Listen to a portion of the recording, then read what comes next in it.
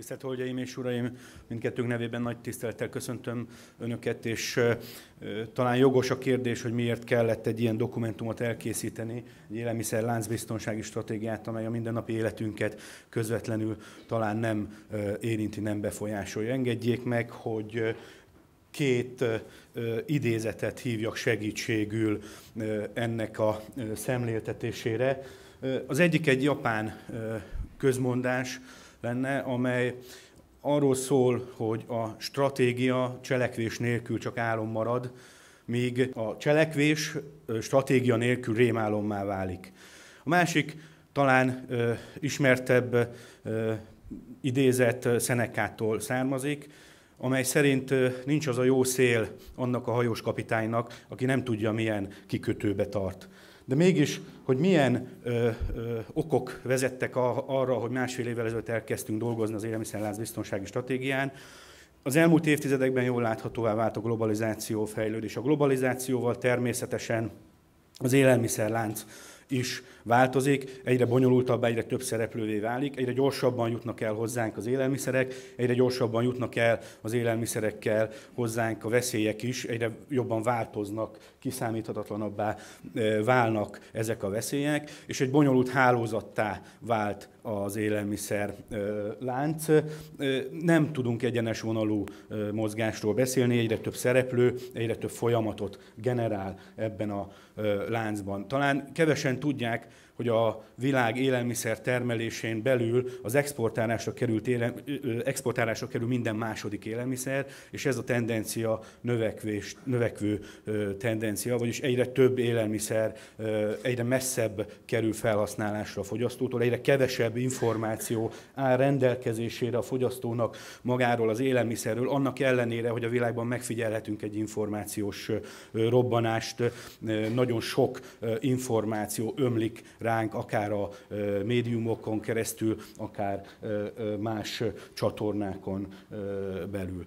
És mindamellett, hogy az egészségvédelme továbbra is az Állategészségügyi Növényegészségügyi Szolgálat elsődleges feladata lesz, más szempontokat is figyelembe kell vennünk, más tényezők is befolyásolják az élelmiszer láncot, szociális, gazdasági, környezetvédelmi, etikai, fenntarthatósági szempontokat is figyelembe kell vennünk, amikor az élelmiszerlánc biztonságáról beszélünk. Mindezek együtt azt eredményezik, hogy a társadalom számára egy komplex védelmet kell tudnunk nyújtani az újonnan megjelenő veszélyekkel és régi veszélyekkel szemben, és ezért beszélünk mi, mindezek miatt beszélünk mi élelmiszer-lánc biztonsági stratégiáról, nem pusztán élelmiszer-biztonsági stratégiáról, hiszen itt többről van szó, mint magáról az élelmiszer biztonságról. És hogy mi is vezetett, milyen tudományos alapjai vannak az élelmiszer-lánc biztonsági stratégiának, erről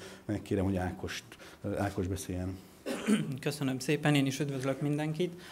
Megpróbálom összefoglalni, hogy a stratégiának milyen két fő célterülete van, és miért alakult ez úgy, ahogy alakult. Ahogy helyettes államtitkár úr is mondta, alapvetően az egész élelmiszerlánccal próbálunk meg foglalkozni, és ezt tükrözi a stratégiának a missziója vagy küldetése is, ami azt jelenti, hogy az élelmiszerlánc biztonság fokozásával szeretnénk az embereket, az egyéneket és a társadalmat, a társadalom egészét is védeni, és nem csak az egészség, a humán egészség szempontjából próbáljuk ezt a kérdést közelíteni, hanem sokkal tágabb vagy bővebb körben.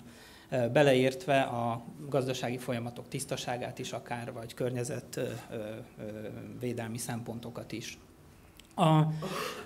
A stratégia alkotása során érdekes módon a legtöbb problémát és feladatot az okozta, hogy definiáljuk az élelmiszerláncot.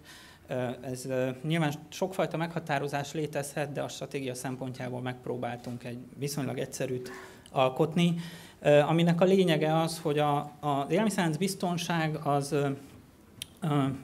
valami olyasmi, ami megpróbálja garantálni az emberek és a társadalomnak a gazdasági, szociális-gazdasági, illetve egészségügyi biztonságát, úgy, hogy nem támaszt vagy nem jelent vállalhatatlan mértékű kockázatokat. Ebből az is adódik, hogy nyilván ki kellett mondani, ami nyilván szakmai körökben nem új, hogy nem létezik nulla kockázat, nem létezik kockázatmentesség, viszont erről biztos, hogy kell beszélni minden érintettel, hogy ez mit is jelent a mindennapokban. Alapvetően nyilván adódik a kérdés, hogy lehet az élelmiszerlánc biztonságon javítani. A rövid válasz az az, hogy nyilván minél több veszélyt kell azonosítani, és nyilván a kockázatokat minél kisebb szintre csökkenteni. Az ördög a részletekben rejlik. Mi úgy gondoljuk, hogy alapvetően a stratégia szempontjából, vagy a stratégia megfogalmazása szerint 2 fő irány létezik erre.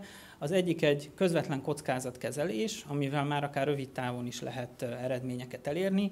A másik beavatkozás viszont egy sokkal hosszabb távú gondolkodást, hosszabb távú attitűdöt igényel, ez pedig arról szól, hogy az élelmiszerlánc minden szereplőjének a tudás szintjén növelni kell.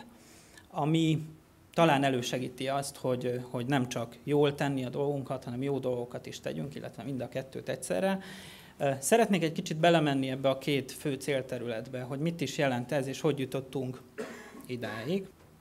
A kérdés az, hogy a tudásmenedzsment, ami a stratégiának egy központi eleme, de nagyon sokat kellett erről beszélgetnünk és vitáznunk, hogy egyáltalán ez mit is jelent, és mit akarunk ezzel mondani, hogy miért tudásmenedzsment. Az egyik fő oka azok a nemzetközi folyamatok vagy trendek, amik nyilván tetten érhetők a stratégiában is. Az egyik ilyen, csak pár dolgot emelnék ki, hiszen mindenre nincs idő, az egyik ilyen a FAO-nak egy 2003-as stratégiai dokumentuma, amiben a jelen helyzetre 3 kritikus tényezőt állapítottak meg, és ebből 2 a kockázat kommunikációval, illetve a kockázatok felmérésével, elemzésével kapcsolatos tipikus tudásmenedzsment probléma, ami nyilván a mi stratégiánkban is központi helyet foglal el. A másik, egy kicsit régebbi anyag, az Európai Bizottságnak még a múlt évezredben született Versenyképesség foglalkoztatás című anyaga, amelyben a tudásalapú Európát, a tudásalapú társadalmat célozza meg, mint elérendő célt, és a tudás alappal, az élethosszig tartó tanulással az élet minden területén kell foglalkoznunk, így az élelmiszerlánc biztonság területén is. A következő az egy nagy gondolatcsokor. Az Európai Bizottságnak jelenleg is zajlanak különböző munkái, projektjei, amiben akár jövőkutatással, akár az élelmiszerlánc biztonság stratégiai megközelítésével foglalkoznak, és rendre a legtöbb helyen előjön a tudás, vagy információ, vagy adatoknak a kezelése, elemzése, vagy ennek a témaköre.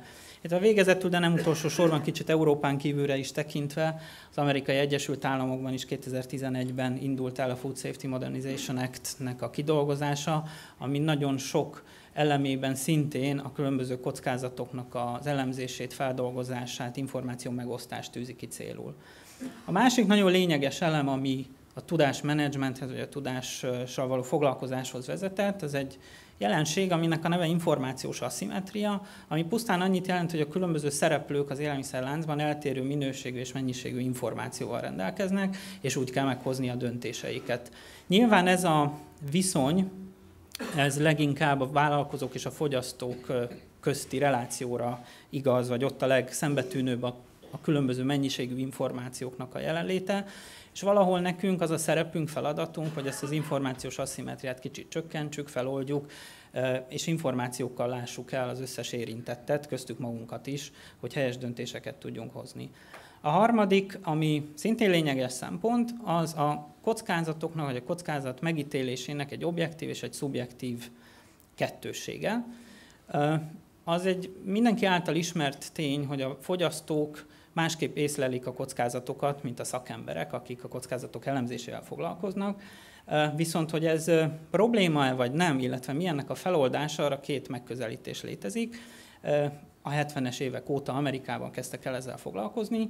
Az egyik az, hogy a kockázat csökkentésben pusztán csak objektív bizonyítékokon alapulóan kell előre haladni, hiszen így lehet a legkevesebb pénzért a legtöbb nyereséget ilyen értelemben elérni.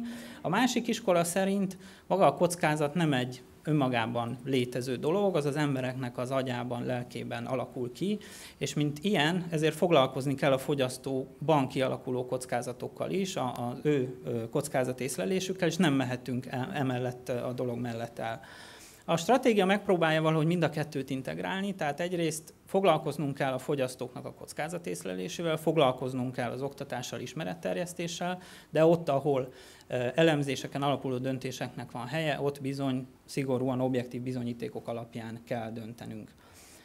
A tudásmenedzsment oldala, vagy a tudásbázis oldala a stratégiának az önmagában valószínűleg nem lenne életképes, hiszen csak hosszú távon működnek ezek a befektetések, és nekünk rövid távon is kell valami fajta eredményt elérni.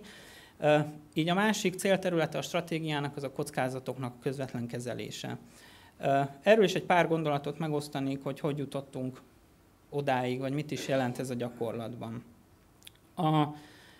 Jelenleg is jó pár éve, évtizede vagy évszázada zajló trendeket kell nyilván figyelembe vennünk, ezeket értelmeznünk, hogy ezek mit is jelentenek, és többek között olyan problémák, amik érintenek minket hatósági oldalon, de bármelyik szereplőt, mint például a klímaváltozás, általában a népességnek a világméretű növekedése, gazdasági válságok kialakulása, illetve a Lajos által is említett egyre bonyolultabbá váló élelmiszerlánc, ezek mind-mind egymásra ható folyamatok, amelyeknek egy részének legalábbis bizonyos trendjeit előre tudjuk látni és jelezni.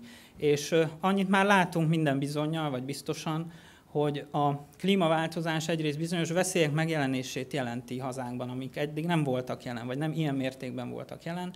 Másrészt extrém időjárásokhoz is, vagy időjárási anomáliákhoz vezethetnek, amelyek élelmiszerellátási problémákhoz vezethetnek, illetve különböző erőforrásoknak a kimerülését okozhatják.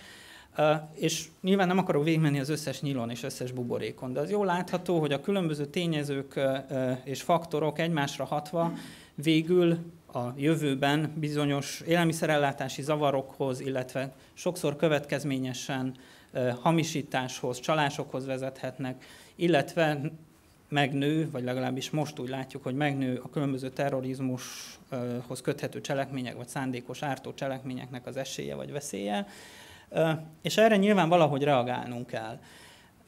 Ezek az összetett, komplex folyamatok végül mindegyik vezethet valamilyen élelmiszerláncbiztonsági kockázat növekedéséhez, vagy megváltozott kockázatokhoz, és erre bizony reagálni kell. Ennek egyik eleme nyilván lehet az előbb említett tudásmenedzsment oldaláról a kockázatoknak az elemzése, feltérképezése, de másik nagyon fontos elem, hogy nagyon sokszor erre nincs lehetőségünk, és nem is lesz, és fel kell készülni arra, hogy lesznek helyzetek, vagy vannak helyzetek, amikor az egyetlen elérhető cél az a veszteségeknek a minimalizálása, és erre bizony fel kell készülni, fel kell készíteni az összes szereplőt, nem csak a hatóságot.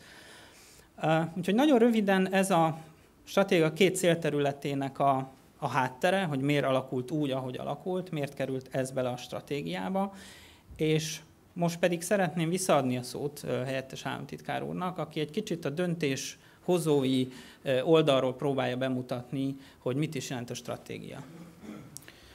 Picit öncélúan, bár tudatosan 5 elemet szeretnék kiemelni ezen döntéskészítési folyamatból. Elsőként talán a közvélemény tudatosságának az emelését, a közvélemény informáltságának a tudásszintjének, mindannyiunk tudásszintjének az emeléséről szeretnék néhány szót mondani. Ma Magyarországon egyes becslések, számítások alapján 3 millió ember betegszik meg otthoni konyhatechnológiai hibákból következően élelmiszerhez kapcsolódóan. Persze ezen a betegségek jó részben nem kerülnek orvoshoz, nem kell kórházba menni, mégis komoly, nem csak egészségre nézve jelent kárt ez a információhiány vagy képzettséghiány, hanem bizony több százmilliárdos gazdasági kárt is jelenthet a kiesett munka és termelés miatt. Ugyanakkor, vagy emellett ráadásul számos betegséget meg tudnánk előzni, meg lehetne előzni, élelmiszerek által érzett betegséget meg lehetne előzni, hogyha megfelelően tudatosan, felelősségteljesen vásárolnánk, használnánk a konyhatechnikákat, vagy az élelmiszerlánc szereplői megfelelő módon állítanánk elő ezeket a termékeket. Mindezen szempontok alapján azt kell mondanunk, hogy a képzés, Az oktatás és a közkapcsolatok fejlesztése alapvetően segítheti a helyzetet, viszont ahhoz, hogy a társadalom elhiggye ezeket az információkat, hitelesnek tekintse ezeket az információkat, egy hiteles hatóságot, erős hatóságot kell tudnunk kiépíteni a jövőben.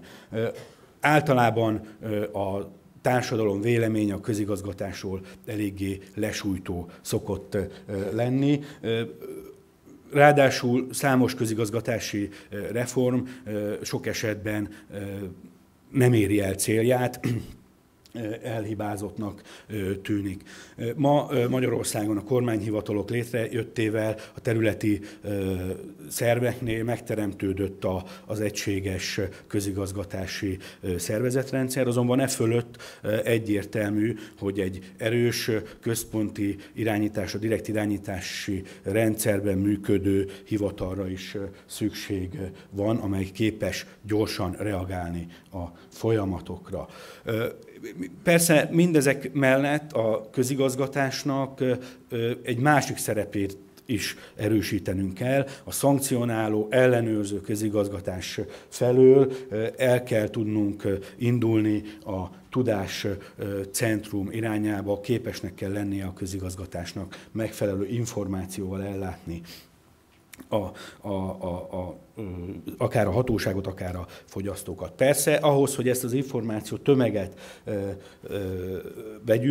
össze tudjuk gyűjteni, meg tudjuk szerezni, muszáj, hogy egy újra építsük azt a tudásbázist, azt a nemzeti tudásbázist, ami rendelkezésünkre áll. Említettük már az információs robbanást, hihetetlen mennyiségű adat és információ keletkezik, amely érinti, vagy maga az élelmiszerlánc generálja ezeket, úgy kell tudnunk összegyűjteni, hogy aztán azt adatbányászattal megfelelő módon elemezni lehessen, és megfelelő inputot jelenthessen az élelmiszerlánc kockázat elemzéséhez.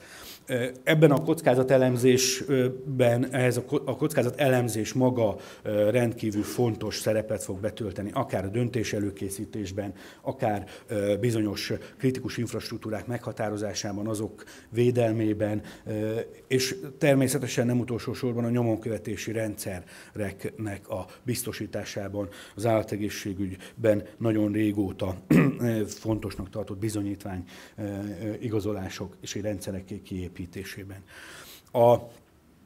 A társadalom, a piac, a kormány mindban jelentkező, az élelmiszerlánc szereplőknél jelentkező információk mind egy hálózatot alkotnak, egy tudáshálózatot alkotnak, és ezt a tudáshálózatot csak folyamatos kutatással, fejlesztéssel, innovációval tudjuk napra készen tartani, az új kihívásoknak megfelelő reagálásúvá tenni. Ez a kutatásfejlesztés, innováció központi elemként jelenik meg az Európai Unió stratégiájában is.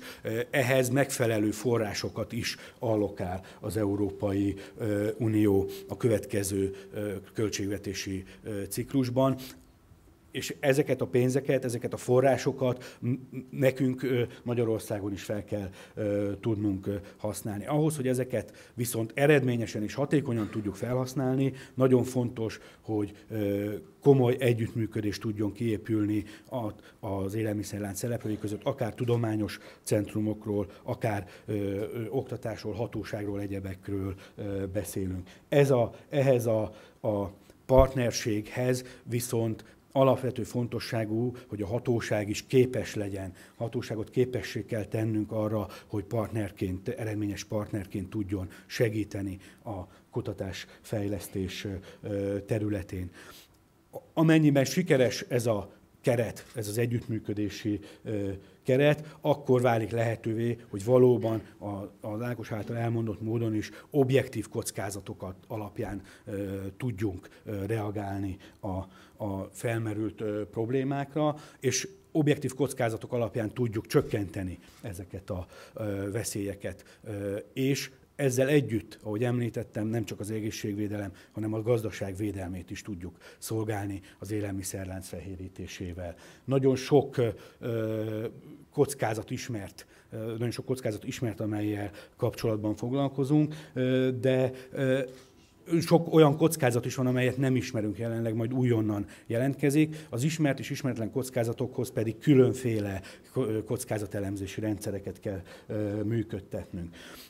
Azt tudjuk, hogy az élelmiszerlánc hatalmas értéket képvisel Magyarországon. Éves szinten 12-13 ezer milliárd forint a nettó bevétele, megtermelt érték, amely ebben a szektorban keletkezik Magyarországon, és ezzel emellett becslések vannak arra, hogy egyes szektorokban milyen a fekete gazdaság, szürke gazdaság mértéke, amely akár elérheti ugye 45-55% is bizonyos szektorokban. Ez a fekete gazdaság mértéke önmagában is komoly kockázatot jelent az élelmiszerláncbiztonságra, de új elemként, új kockázatként jelenik meg. Ma már a nemzetközi fórumokon egyre gyakrabban foglalkoznak a bioterrorizmus kérdésével is.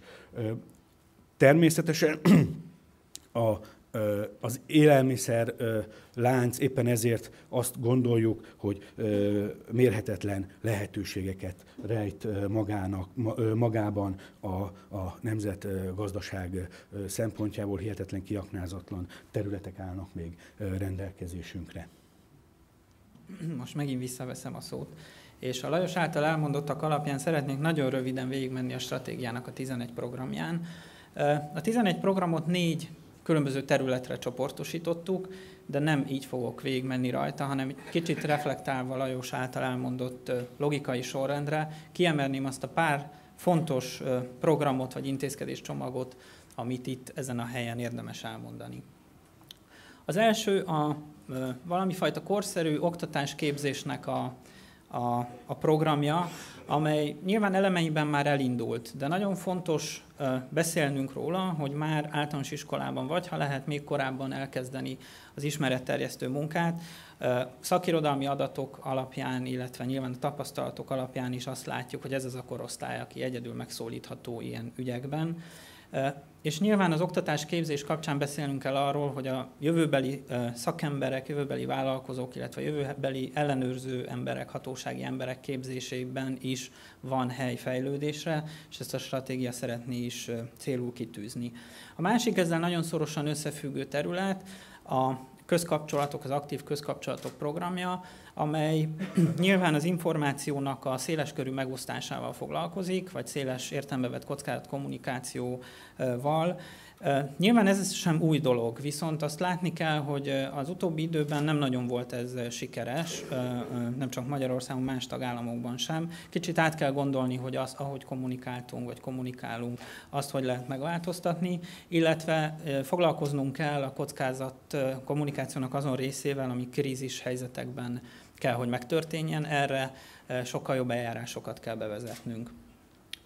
Ahogy Lajos is mondta, ehhez, hogy ez a kommunikáció sikeres lehessen, vagy a közkapcsolatokat mérni tudjuk, hogy ezek valóban beváltak sikeresek, ahhoz kell valami fajta hitelesség is a hatóság oldaláról, vagy a kommunikátor oldaláról, és ezt tűzi ki a következő program, ami a hiteles erős hatóságról szól. Ez nem egy egyszerű folyamat, és talán nagyon nehéz közvetlenül befolyásolni, hogy mitől is lesz hiteles egy hatóság. Vannak ötleteink, de nyilván a program végrehajtása során nem csak ezzel kell foglalkoznunk ennél a programnál, hanem a hatóságnak azon szerepével is, amely krízis helyzetekben egy nagyon gyors reagálást tenne lehetővé. Nyilván kicsit át kell gondolni, vagy újra kell építeni a hatóságunknak a szerepét, és elmozdulni egy sokkal szélesebb látókörű, az információt megosztani képes együttműködő hatóság felé.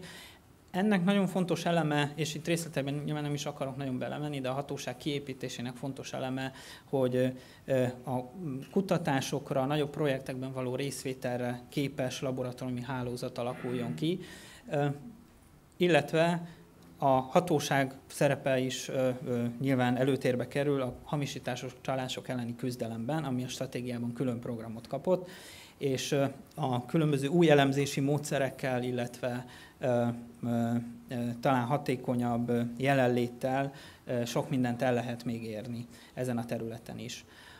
Ezzel szorosan összefügg bizonyos értelemben a különböző kritikus infrastruktúrák védelme, akár szándékos károkozás kapcsán, akár kiemelt természeti csapások kapcsán, amikor a kockázat minimalizálás az, ami egyetlen feladatunk lehet, ennek pedig nyilván előfeltétele a nagyon gyors reagálás és a minél több információ. Ez a másik gondolati kör, és egy újabb program a stratégiában, egy egységes információmenedzsment megvalósítása, ami nyilván talán elcsépelten hangzik, vagy nem tartalmaz nagy újdonságokat. Mégis gyakorlatilag ennélkül elképzelhetetlen bármifajta fejlődés, anélkül, hogy valamifajta elemezhető, egységes adatbázisban ne terelnénk a különböző információinkat, adatainkat, és ha lehet, az ebből származó információkat megosszuk mindazokkal, akik ebben érintettek lehetnek. Nyilvánvaló ez az információ megosztás, ez együttműködés, ez a stratégiában is központi helyet foglal el. Nagyon sok programnál visszajön ez a partnerség, vagy együttműködés, vagy stratégiai megállapodás kérdésköre. Valóban úgy gondoljuk, hogy enélkül vagy egyedül nagyon keveset tudunk tenni, együtt talán sikerülhet. Ezeknek az együttműködéseknek egy speciális vagy kisebb szelete, vagy részhalmaza a kutatással vagy a kutatókkal történő együttműködés. Mégis külön programot kapott a stratégiában azért, mert a fejlődésnek, vagy a fenntartható fejlődésnek élelmiszerlánc biztonsági oldalról egyetlen lehetősége az, hogyha előrefelé menekülünk, és a kutatásfejlesztést bizony külön programmal és külön forrásokkal kell támogatni. A kutatásfejlesztés, illetve az információknak a begyűjtése, feldolgozása, megosztása valahol mind-mind arra fut ki, hogy egy átlátható, minden elemében hatékony és az egész élelmiszerláncra kiterjedő kockázatelemzési rendszert tudjunk bevezetni. Nyilván nem olyan nagy titok, de a kockázatelemzési rendszerek jelen pillanatban nem minden területre terjednek ki, vagy nem egységes módon terjednek ki az élelmiszerlánc minden elemére. Nagyon fontosnak tartjuk azt, hogy valahogy megpróbáljuk kihasználni azt a lehetséges szinergiát, ami abból fakad, hogy a talajtól a növényeken, takarmányokon át az állatokig és az élelmiszerekig mindenről tudunk információt gyűjteni, és ezt együtt elemezve valószínű olyan mélységek tárulhatnak fel, amiket eddig nem is gondoltunk. Ez a kockázatelemzés pedig majd a folyamatnak a végén oda vezet, hogy a kockázatok valóban csökkenjenek, mind az elsődleges előállítás szintjén már, és később is, és mindenfajta kockázatra vagy veszélyre kiterjedve, és nyilván itt ismét hangsúlyozni kell, hogy itt nem csak egészségügyi, nem csak humán egészségügyi, hanem növény, állategészségügyi kockázatokról, gazdasági, társadalmi kockázatokról, vagy etikai kockázatokról is kell beszélni. Az etikai kockázatra talán egy példa, ami a stratégiában külön is szerepel, az állatvédelem kérdésköre, ami egy etikai, gazdasági és egészségügyi kockázat csomag egyben. Ezzel is szándékozni kívánunk és előrelépést akarunk elérni. Tehát valahogy így néz ki a stratégiának a programrendszere, és a délutáni szekciók is valahogy egy kicsit erre reflektálnak. A tudásközpont, illetve az információ gyűjtése, megosztása, kutatás kapcsán lesz egy szekció a fiatal kutatókkal, vagy fiatal kutatókról. A következő szekció az oktatásképzés fontosságát hangsúlyozza és húzza alá. A harmadik sorrendben szekció az állategészségügyi és humán egészségügyi megközelítéseit próbálja tárgyalni az élelmiszerlánc biztonságnak, a negyedik pedig különböző hamisítások, csalások, illegális tevékenységekkel kapcsolatban próbál meg diszkusziót lefolytatni. És itt most visszaadom a szót, hogy lassan be is fejezzük az előadást. Tessék. Köszönöm szépen a sürgetést. És azt hisszük, hogy amennyiben sikerül elérnünk a stratégia céljai mentén teljesítenünk a feladatokat, akkor az élelmiszer lánc képes lesz ellenállni a külső környezeti veszélyeknek, az láncot szétziláló kockázatoknak, változásoknak. ezzel azt eredményezzük, ez azt eredményezheti reményeink szerint, hogy nő az élelmiszerbiztonság már rövid távon is, de amellett, hogy rövid távon nő, és amellett, hogy a sokat hangsúlyozott emberi egészséget meg tudjuk védeni, a gazdaság számára is egy hosszú távú kitörési pontot jelenthet a fejlődő, javuló élelmiszerbiztonság. És hogy mi a célja, mi a látomása, a jövőképe a stratégiának, azt talán így tudnánk a legjobban összefoglalni. Az élelmiszer lánc termékei, különösen természetesen az élelmiszerek mindenkor biztonságosak és jó minőségűek legyenek, a társadalom és az emberek pedig magas fokú tudatosságot és felelősséget mutassanak ezen termékek használata, gyártása, értékesítése vagy fogyasztása során. Természetesen ebben az összefüggésben a társadalomba beleértünk mindenkit, aki az élelmiszer láncban, mindannyiunkat, aki az élelmiszer láncban szerepel, akár legyen az vállalkozó, fogyasztó, hatóságok, a média, a tudományos műhelyek, különböző civil és szakmai szervezetek is. Természetesen nagyon-nagyon sok mindent lehetne még erről a stratégiáról mondani, hiszen mindenki megtalálhatja benne a saját számára legfontosabb területeket, célkitűzéseket, feladatokat. Ahogy említettük, az együttműködésen alapul a végrehajtás. A részleteket tekintve pedig javaslom mindenkinek, hogy látogassa meg a www.elbs.hu honlapot, ahol valamennyi információ rendelkezésre áll, és ezzel kívánok mindannyiunknak sok sikert a stratégia kialakításához és további jó tanácskozást.